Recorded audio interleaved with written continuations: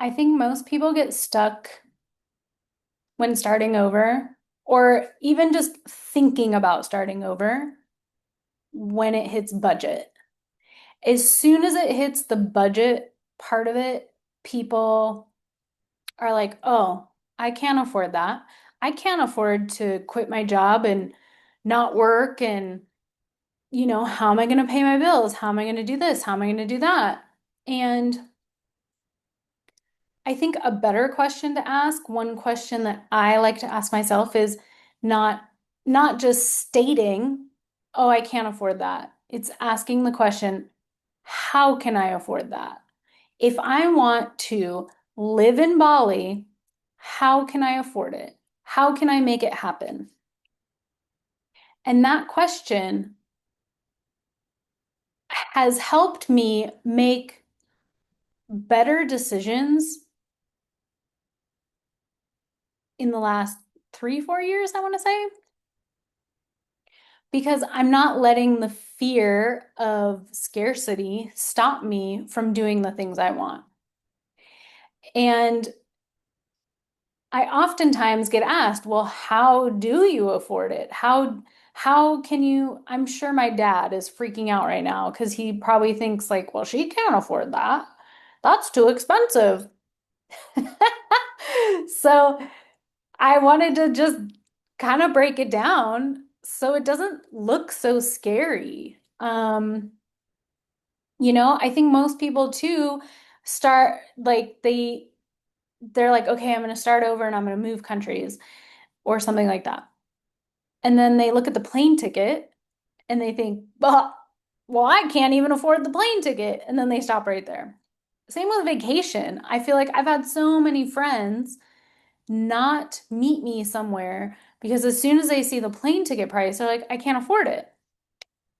They said it to me and then they've said it to themselves. And so now there's no way they're even going to think about how they can afford it.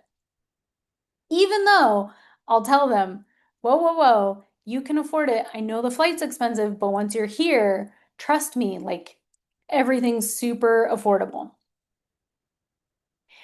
So when I was thinking about starting over this year, I said, okay, how can I afford this? I know I can afford it in Southeast Asia, Thailand or Bali. Why? Because rent, especially monthly rent, is affordable. Food is very affordable, and so is transportation. And I feel like those are kind of the three main things you need every day, right? So everything else that you think you're like budgeting for, you don't need. You don't need it. You might want it, but you don't need it. So for me, I thought, okay, I have a budget of about $2,000 a month, which would be lovely if I could make it stretch 5 months. And okay, the plane ticket, going back to the plane tickets to Southeast Asia from the United States are around $1,000 to $2,000, depending where you're going, what time of year, all of that stuff. So yes, plane ticket is expensive. Once you're here, accommodation. Accommodations here range anywhere from probably 200 a month to 2,000 plus a month. And what you get for that amount of money is substantial, especially 2,000 a month. Like you're renting like a whole house with a pool, and it might even come with a chef and a gardener and a massage therapist. I don't know because that's not within my budget. So I figured if I could find a place around uh $600 a month, that would be awesome. I found this place. It was actually recommended to me by a friend. It's about $400 a month. I'm like, that's super reasonable, super reasonable. And it's clean. It's the people who take care of this property are super amazing. They're caring, they're kind, helpful, and again, clean. One of my things, I think it's from working in yachting. It's hard to be in a place that's dirty. And I get it, like hotel rooms, uh, guest houses, villas, Airbnbs, like there's gonna be dust sometimes on the floorboard or whatever because it's not a daily cleaning thing, it's like a deep cleaning thing. So I get that. I'm not like a snob about cleanliness. I just mean when you walk on the floor, can you feel dirt, you know? And if you can, then I feel like it's not clean. So cleanliness is probably my biggest thing. And it's great. I love it here. Second thing, once you've figured out accommodation and like a monthly rate, what do you need? You need food. Lucky for me, this place, and actually a lot of places in Bali I've noticed, include breakfast in their rate. So that's one meal a day that you don't have to think about. When I'm over here, because it's so hot, which is part of the reason I'm inside today, I tend to only eat about 2 meals a day. Uh, and drink a ton of water.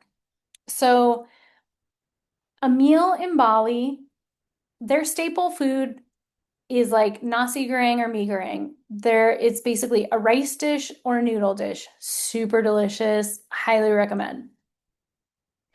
Uh, I've seen it cost $2 for that staple meal, up to like $30 for that staple meal. So just depending where you're staying, the location, if you're right next to a hot spot, a temple, you know, the nasi goreng might be $8. But if you're kind of out farther away from the main attractions, then yeah, $2, maybe $4. Super reasonable prices. Which brings me to my date, I don't have a daily budget for food, but I feel like if I'm spending anywhere from $4 to $10 a day on food, that's plenty. Like, I don't need a big extravagant meal. I don't need to spend a lot of money on a nasi goreng at a nice restaurant. I'll just stick to the mom and pop places, which sometimes are even better than the big places. No offense to the big places. I'm just from experience, it's like the mom and pop shops are where it's at. All right, next up, transportation. Obviously, I need to get from the airport to my hotel. I, may need to get, or not even need, but I would like to get to a temple every now and then or go on an excursion. So, transportation, if it's, $100 taxi ride every day, I can't afford that. So that's another thing in Asia. Transportation is very affordable. Uh, Here in Bali, for example, when I was coming out of the airport, my stay was literally like 6 minutes away. I probably could have walked there, but you have to cross two busy streets. And at the time flying in, I didn't know exactly where it was. Now that I've been there, I feel like I could maybe walk from there. That's neither here nor there. As I was coming out, it was about 2:30 in the morning and there's a car service. He asked me, "Do you need a taxi?" And I was like, "You know what? How much is it?" And he tells me, I think it was $8, 10, no, yeah, $10, let's say. So I know I could go outside and get a grab car for probably less, but at the time it's 2:30 in the morning. I don't want to chance it. I'm like, sure, I'll pay $10 for a taxi that takes 6 minutes. But 6 minutes in a big city in the United States, I mean, that could be a $30 taxi ride. So I'm already winning because it's already well within my budget. next day, or whenever I left my guest house next to the airport, I needed transportation to Ubud. And again, the taxi service in the airport has like zones. So for that zone, I want to say it was $25 to go from where I was staying to Ubud. Grab car, which is their version of Lyft or Uber, that service was about half that, a little over half that. So let's just say $15. That $15 paid for an hour and a half taxi ride. I mean, that's amazing. So I know that if I need to go an hour and a half anywhere, it's going to cost me about $15. Super affordable, which means that at the end of the month or at the end of the day, let's say my accommodation's about 15, let's say $20 a day. I'm spending $10 a day on food and water, and I go somewhere for $5 because I'm not going to go an hour and a half every day somewhere. So that's what did I just say? 20, 30, $35 a day to live in Bali. I feel like that is super affordable, doable. And as I said before, I was thinking in my brain, $2,000 a month budget. I think I'll be well within that budget, which means I could probably stretch it further. So I think I hit all the things. Oh no, I didn't. Hold on.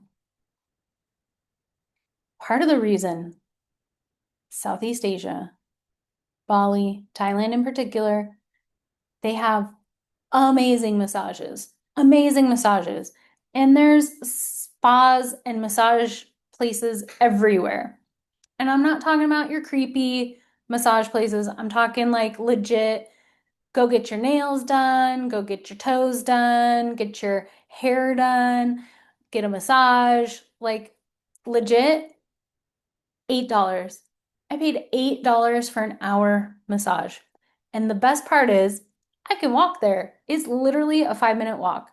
And I'm telling you, there's like one every block. So if you stop at one and it's $15, $20 for a massage, walk one more block and you might find a spot that has $8 massages. The woman who took care of me, YN, was amazing. And I am so grateful. The massages are so affordable here because I feel like they're so important to take care of yourself. The other thing, I wanted to start a workout routine. Gyms in the US are expensive. Anywhere from, I think the last time I actually paid for a gym membership was in Jackson, and I actually shared it with a friend. We did like a couples uh,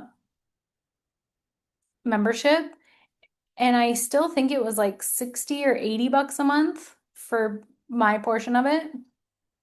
So here, I haven't checked on gym memberships yet, but I did find a yoga studio very close. And again, the drop-in rate is like $8. So I can afford to do at least 3 drop-in classes a week, I want to say. So yeah, all that to say, accommodation, transportation, food, I need that. I can afford it here for the next few months.